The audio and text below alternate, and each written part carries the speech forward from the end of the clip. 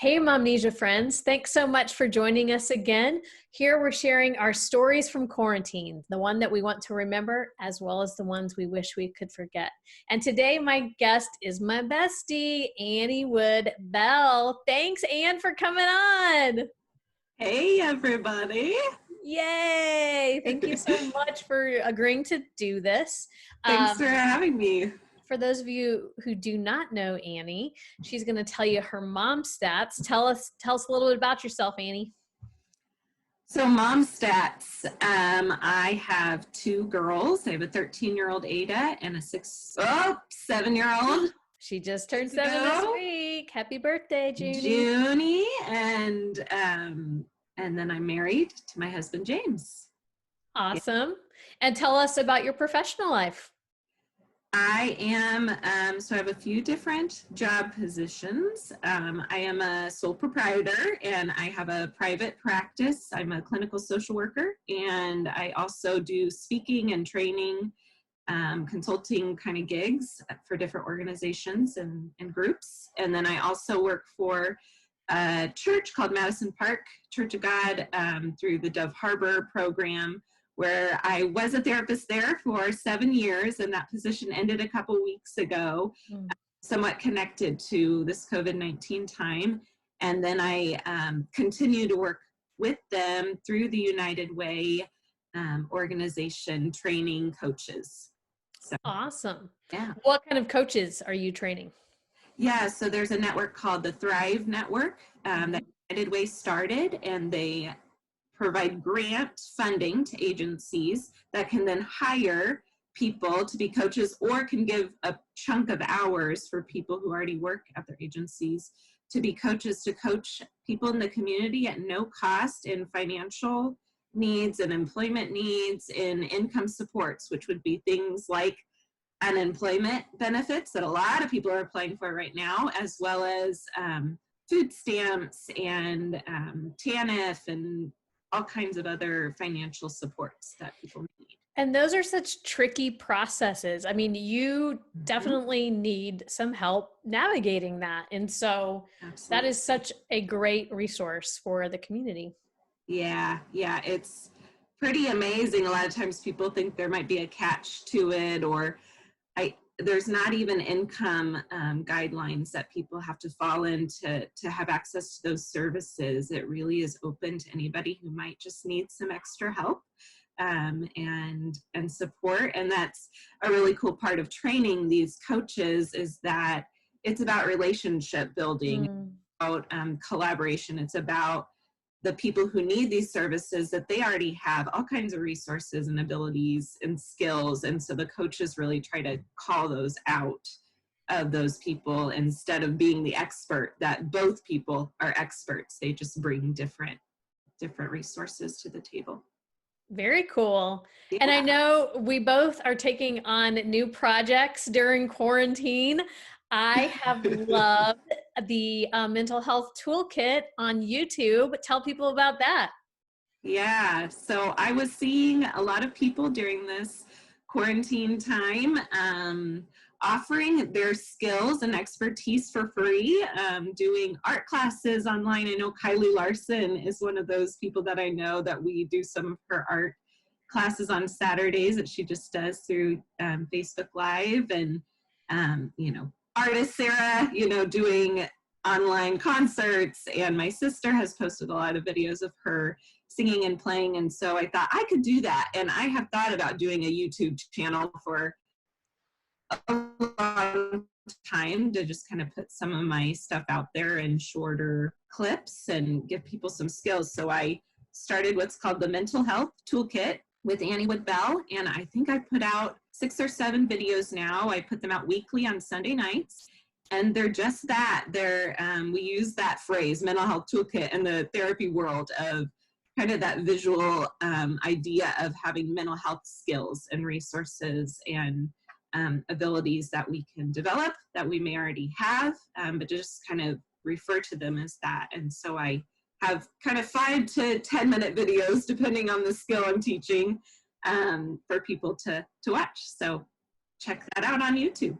I know one that I have used that you've taught me is the body scan. I really like that one a lot.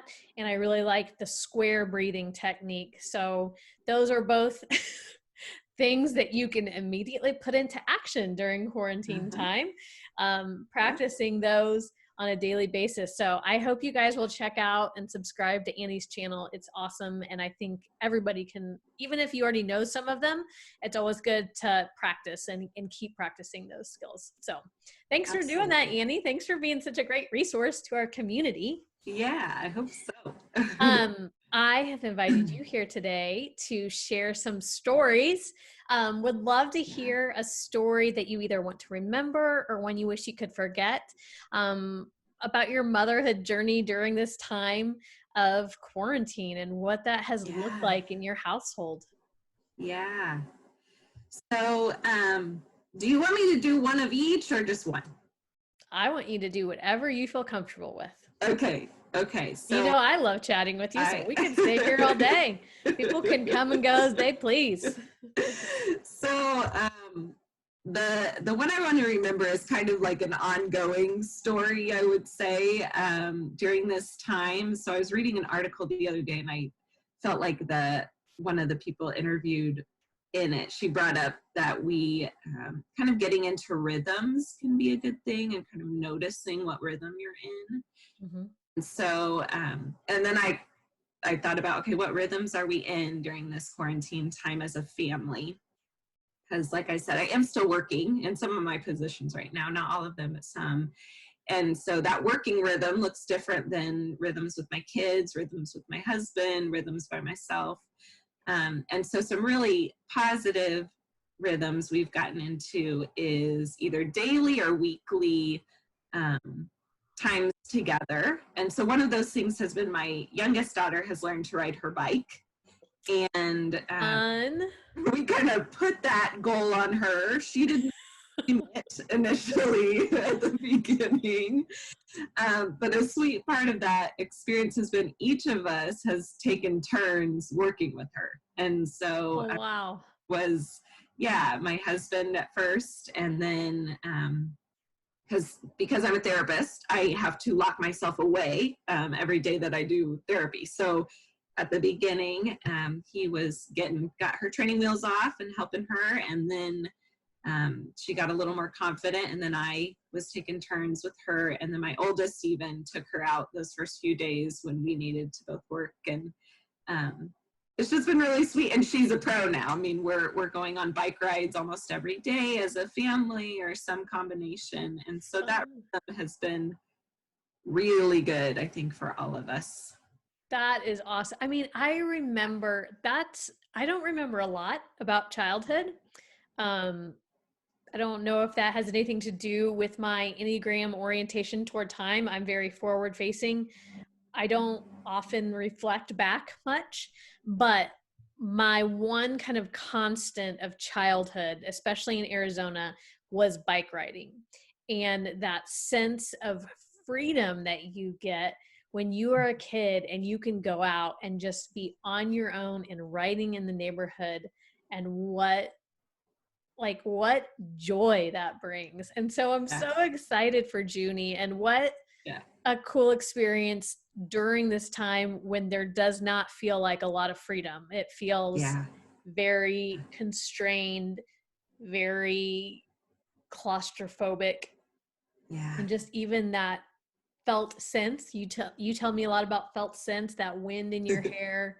Like, what a great experience for that, for our bodies Yeah, during this time. yeah, yeah, just the movement. I know yesterday I was having a tough afternoon as a mom, and one of the things we decided to go do was ride our bikes, and I didn't want to, and I was like, nope, in my head and my body, but I said yes.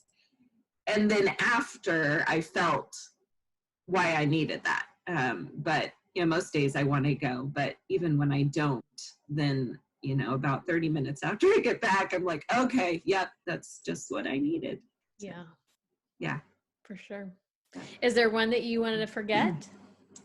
Yeah. So I want people, and I know your podcast does this, that kind of shows our human side, that we're not perfect, and we're broken in some, and not even broken, but we're just human, and don't always do things how we wish as parents and just human beings in general. But one thing that I know has, again, kind of a rhythm I haven't liked very much is when I feel really out of sorts and unstable and emotionally pretty raw.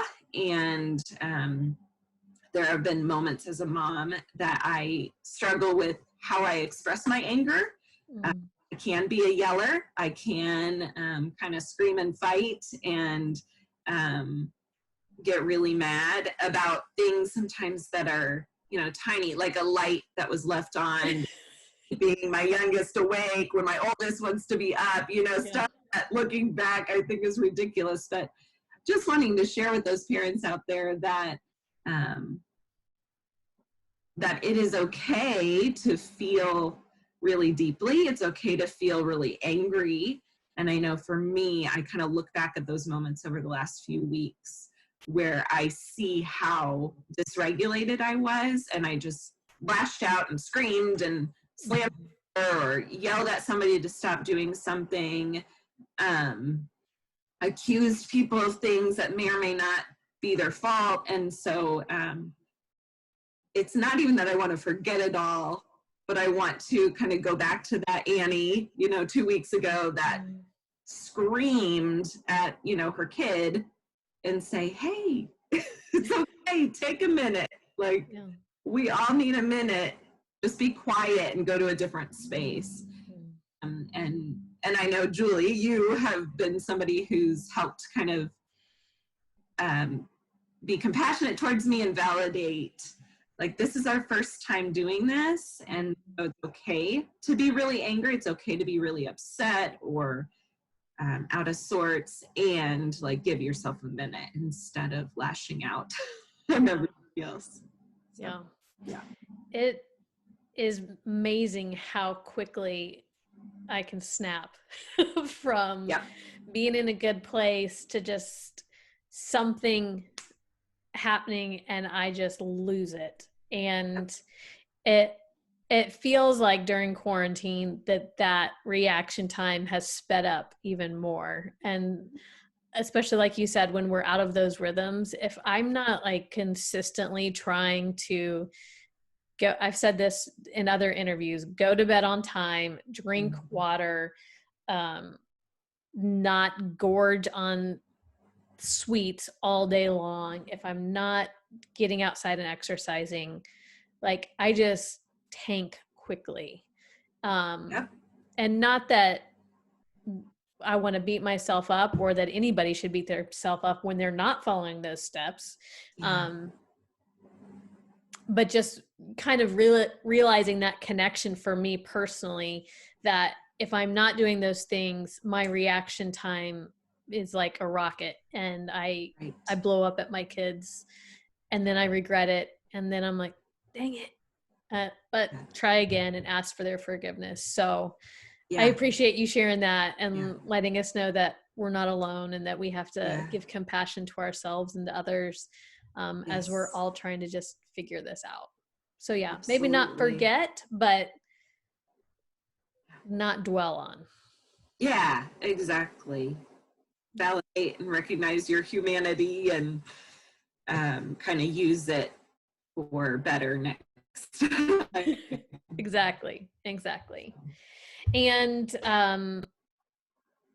I know that this time we'll get through it, but there are some things that, we hope we want to take with us. Is there anything that you're hoping to kind of carry with you when we leave this time that you kind of recognized? Yeah. I think it's funny. I've actually been better about like setting aside lunchtime and setting aside breaks.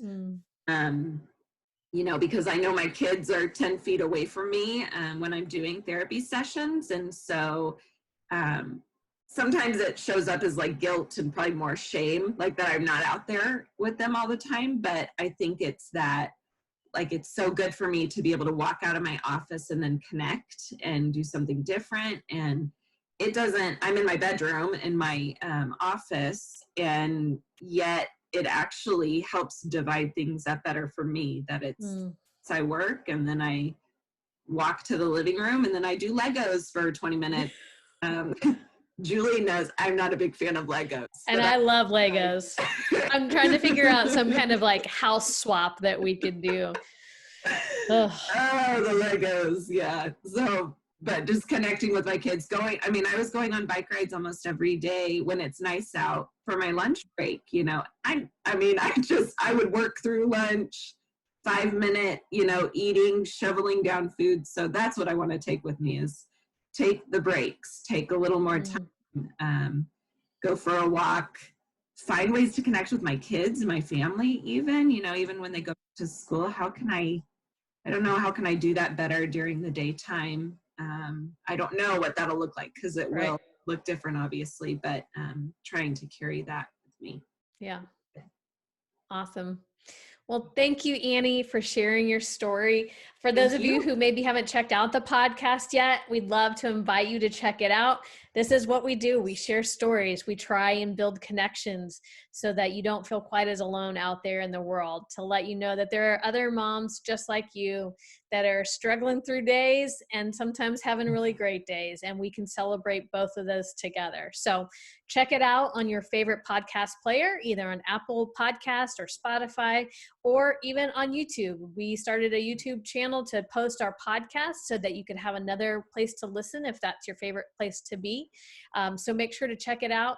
If you have a story that you'd like to share about your time during quarantine, please reach out to me on Facebook and we can set up a time to meet over Zoom, record your story, and share it with our Momnesia community. We hope you guys are staying well and staying home, and we'll see you on the other side. Bye-bye. Bye.